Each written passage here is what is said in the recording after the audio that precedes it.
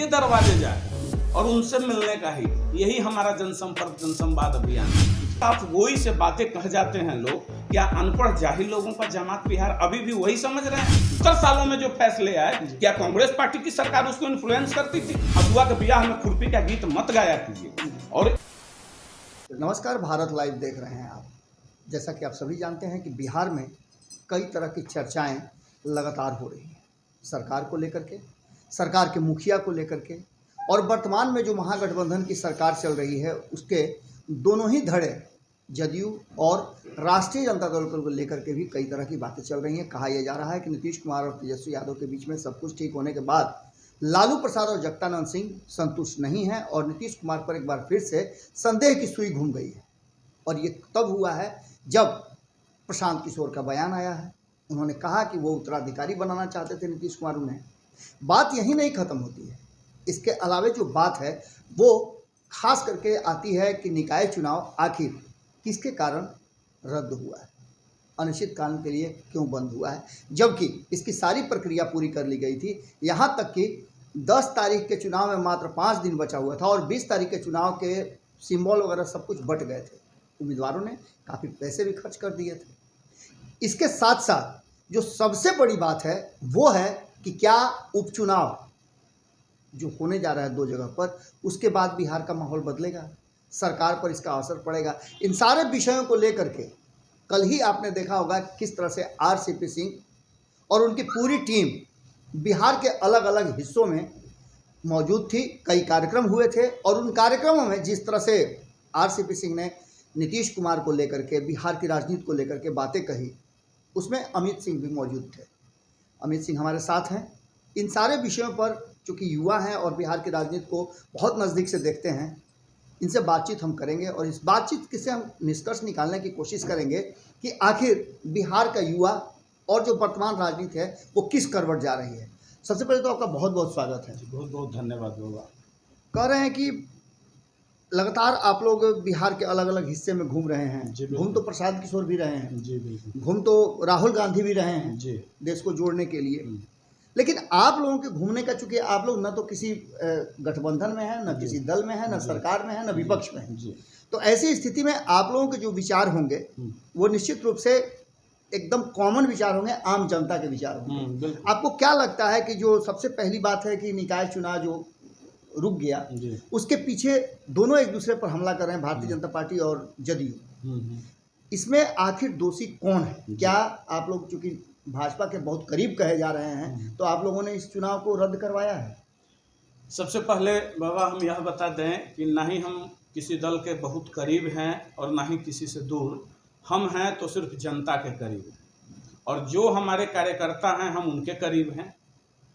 हमारे मीन्स रामचंद्र बाबू और वैसे कार्यकर्ता जो किसी न किसी कारण से मुख्यालय तक, पार्टी मुख्यालय तक नहीं पहुंच पाते थे, अपनी बात नहीं रख पाते थे, उन सारे कार्यकर्ताओं से घर घर जाके, उनके दरवाजे जाकर और उनसे मिलने का ही यही हमारा जनसंपर्क जनसंवाद अभियान है। और इसी के तहत हम घूम रहे हैं। कार्यकर्ताओं के साथ साथ उन सारी जनताओं की मनोदशा भी जानने का प्रयास कर रहे हैं कि कौन कौन सी तकलीफें उनको है, कितने ये सरकार से असंतुष्ट हैं, कौन सा नया परिवर्तन हमें करना होगा, क्योंकि आने वाले बिहार में नए बिहार का सृजन होगा, नए बिहार का निर्माण होगा। यह 2020 मैच खेलने वालों का बिहार नहीं होगा कि एक बार गेंद आपके पाले डाले आप खेलिए, उसके पाले डाले वो खेले। दूसरा प्रश्न आपने किया कि ये जो निकाय चुनाव जो रद्द हुआ, देखिए बिहार की जनता आज के समय में, आप भले ही घर मिट्टी का हो, मैं दूर दराज के गाँवों में जाता हूँ, कोसी के क्षेत्रों में भी गया हूँ, सारण के क्षेत्रों में भी गया हूँ, चंपारण के क्षेत्रों में भी गया हूँ, भले ही वो घर खपड़े का हो, फूस का हो, करकट का हो, लेकिन वहाँ उस घर के बच्चों के हाथ में एक स्मार्टफोन जरूर है जी। अब वो स्मार्टफोन इतना क्रांतिकारी बदलाव लाया है कि वहाँ बैठे हुए हमारे भाई, हमारे बहन जो हैं, जो हमारी बेटियां हैं, उन्हें यह पता है, एक एक पल की खबर है। अब वो पहले वाली युग गई जो समाचार पत्रों में स्पॉन्सरशिप देकर आप छपवाते थे अपने मनमर्जी से और वही खबर उन तक पहुंचती थी, वैसी नहीं है। ये निकाय चुनाव के लिए पूर्णतः माननीय मुख्यमंत्री जी दोषी हैं। वो कैसे, मैं प्रामाणिक तौर पे बताता हूं। जैसे ये 2020 जो अभी खेल रहे हैं, इस निकाय चुनाव को कराने से पूर्व, 1 साल पूर्व, जब माननीय सुप्रीम कोर्ट ने यह आदेश दे दिया था कि 3 लेयर टेस्ट आप कराकर उसके आधार पे आप आरक्षण ये कीजिए। देखिए, इसके पीछे एक बहुत बड़ी गहरी साजिश है। जब उस समय के तत्कालीन मंत्री जो नगर विकास विभाग के हुआ करते थे, उस समय सरकार में बीजेपी और जदयू की सरकार थी, और जब प्रपोजल भेजा गया तो माननीय मुख्यमंत्री जी ने उस पर कमेटी का गठन क्यों नहीं किया? पहला प्रश्न। दूसरी बात है कि यहाँ पे ये आदेश, ये जो कह रहे हैं कि न्यायालय को भी इन्फ्लुएंस किया जा रहा था। साहब, कितनी साफ गोई से बातें कह जाते हैं लोग। क्या अनपढ़ जाहिल लोगों का जमात बिहार अभी भी वही समझ रहे हैं? वही इलिटरेट है? देश में वही लिटरेसी है जो आज़ादी के समय हुई थी, तो हुआ करता था। आज ये देखिए कि अगर सुप्रीम कोर्ट के डिसीजन को केंद्र में बैठी सरकार इन्फ्लुएंस करने लगी, तो ये केंद्र में भारतीय जनता पार्टी की सरकार कितने दिनों से है, कितने वर्षों से है? बाकी के 60-70 साल का राज तो कांग्रेस पार्टी ने किया है।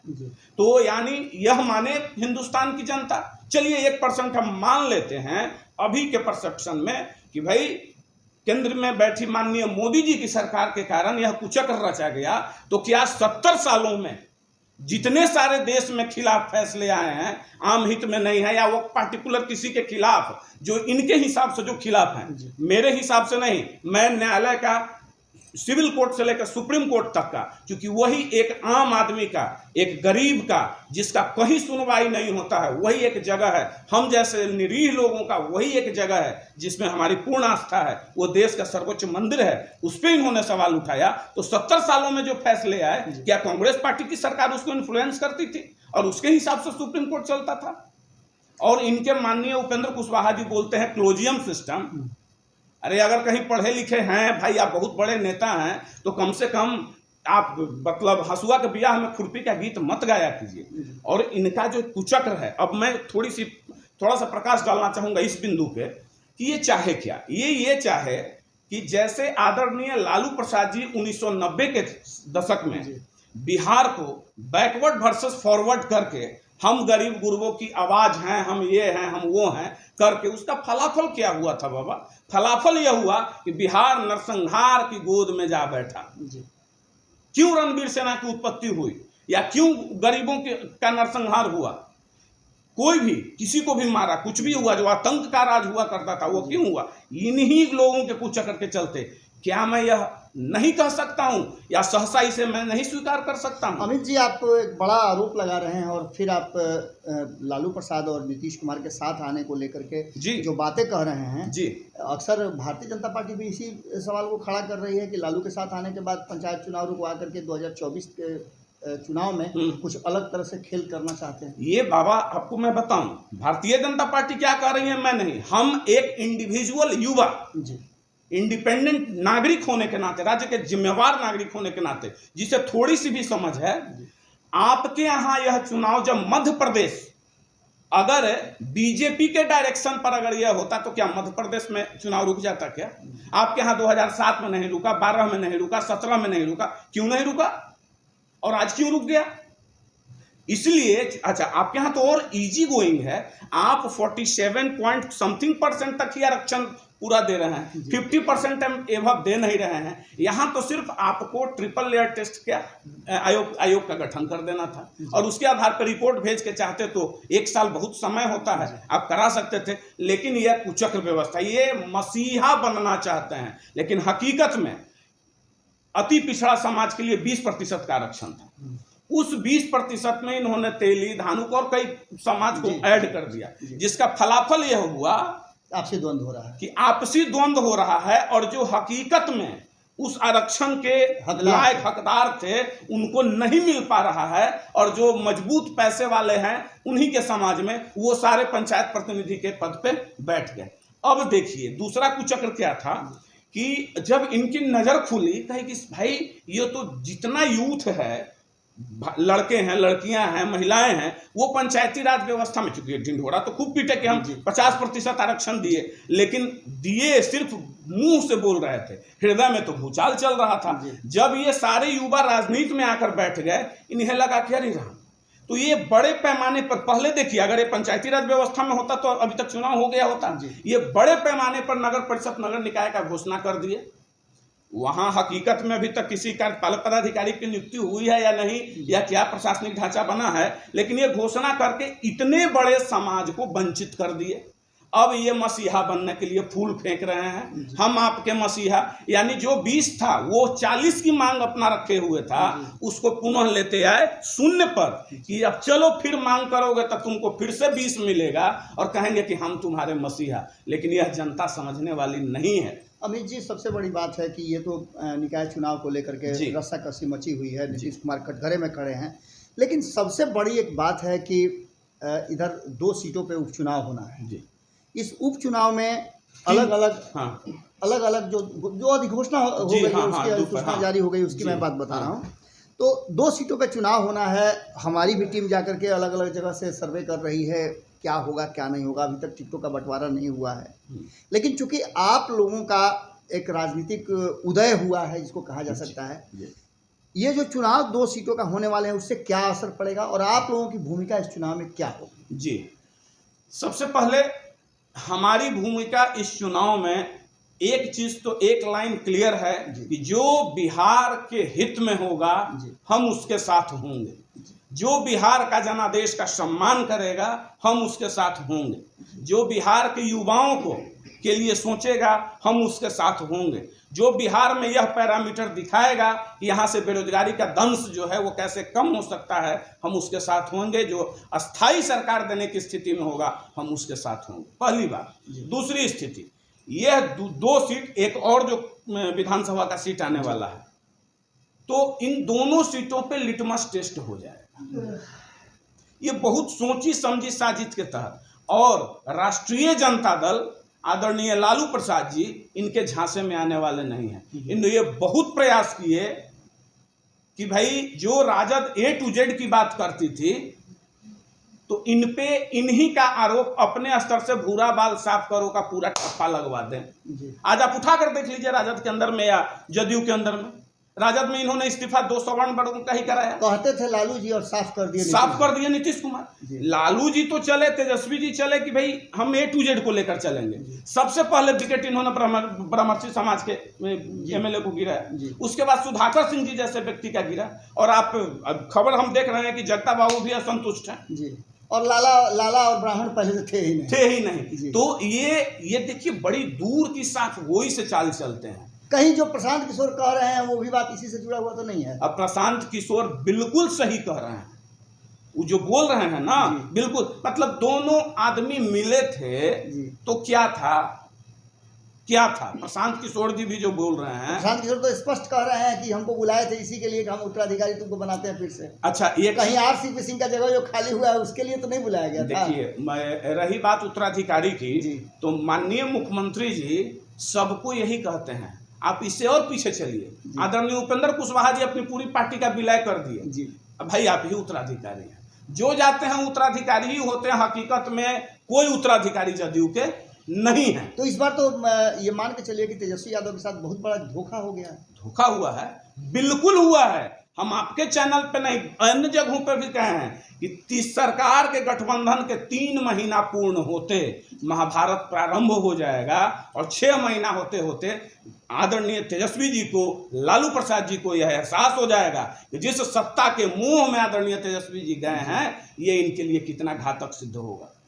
लेकिन अगर निकल गए भी 6 महीने में, तो कम से कम ये रिवाइव कर जाएंगे, अन्यथा जदयू का एंटी इनकम्बेंसी इनको ले डूबेगी। एक और बहुत महत्वपूर्ण प्रश्न है कि जहां एक तरफ ये चर्चा चल रही है, वहीं नीतीश कुमार को देखा जा रहा है कि जब से वो महागठबंधन में गए हैं उसके बाद से उनकी भाषा बदल गई है। सभी को उरे तो कर देते हैं, जैसे प्रशांत किशोर को उन्होंने किया, RCP सिंह को किया, अब उनके निशाने पर सम्राट चौधरी हैं। आपको क्या लगता है कि नीतीश कुमार इस तरह की जो भाषा का प्रयोग कर रहे हैं उसके पीछे क्या है? क्या उनके पार्टी के भीतर कुछ चल रहा है, पार्टी में उनके हाथ से निकल रही है, या फिर RCP सिंह जैसे लोगों के बाहर निकलने से वो विक्षिप्त स्थिति में। शब्द तो थोड़ा मतलब ये है, लेकिन विचलित हो गए। आप विचलित कहना चाह रहे हैं, जी। विचलित कहना आप चाह रहे हैं। निश्चित तौर पे माननीय मुख्यमंत्री जी हमारे अभी विचलित हैं जी।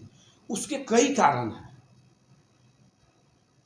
जो आरसीपी सिंह शून्य से शिखर तक आपका साथ दिए, उनको आप धोखा दिए। बाबा पाप के घड़ा जब भरे लनू तो ओकरा फूटही के बाद ना फूटी ऐसा नहीं हो सकत। ई पृथ्वी पर कालांतर से रउआ उठा ली, अब वर्तमान ले केहू ऐसा माई के लाल नहीं खन हो सकत जिनका अपना कर्म के फल नहीं खे मिलल। आ मिली जब रउरा सबके धोखे दिले बानी तो रउरो धोखे मिली, निश्चित तौर पर मिले के बाद। अभी माननीय हमारे मुख्यमंत्री जी बिल्कुल फंसे हुए महसूस कर रहे हैं। आवेश में आकर कुछ इन्होंने निर्णय लिया, अपने दिमाग से निर्णय नहीं लिए, अपनी अंतरात्मा की आवाज इन्होंने सुनी नहीं। जो कनफुकवा लोग कान फूक दिया, आज अगर रामचंद्र प्रसाद सिंह जदयू में रहे होते, क्या यही स्थिति थी जदयू की जो आज आप देख रहे हैं? क्या था? रामचंद्र बाबू कोई फैक्टर नहीं थे, फिर भी आज रामचंद्र बाबू के निकलते वहां से आपकी क्या स्थिति हो गई। कहल जाला नु कि लगन लक्षण के गांव देहात में लोग कहला कि सूपो बढ़नी के लगन लक्षण दिखाला।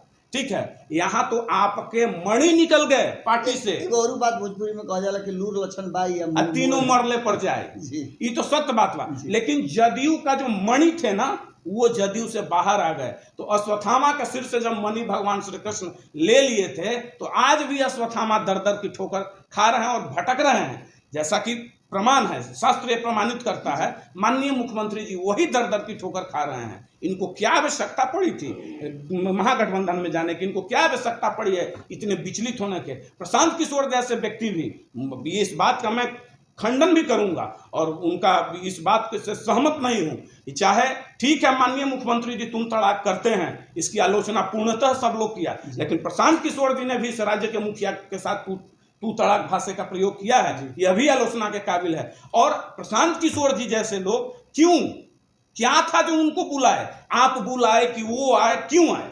अगर आपकी मर्जी बाबा नहीं होगी, हम बुलाए आप बुलाए तभी ना अंदर हम प्रवेश करेंगे। वो प्रवेश कैसे मुख्यमंत्री आवास में कर गए? आपकी अंतरात्मा अगर इच्छा नहीं थी तो क्यों मिलने गए उनसे? अगर वो मिले भी तो 1 मिनट में का फोन से पूछ सकते थे। कहीं आरसीपी सिंह का विकल्प देख रहे हैं उन पर? तो फिर ललन बाबू क्या थे? उपेंद्र कुशवाहा जी क्या हैं? यानी एक लाइन से सबको ठग रहे हैं। एक तरफ तेजस्वी यादव जी को भरे पीसी में और पब्लिक के बीच में कह रहे हैं कि अब तो इन्हीं लोगों को बढ़ाना है। ये तो जदयू का इतिहास है, आप लोग भी जानते थे। आप लोग भी तो चुपे रहे ना जी। जब शरद यादव को निकाला गया तो आप लोग चुप थे जी। इससे पहले आपने देखा होगा कि किस तरह से जॉर्ज फर्नांडिस को निकाला गया, उनके पावर को कम कर दिया गया।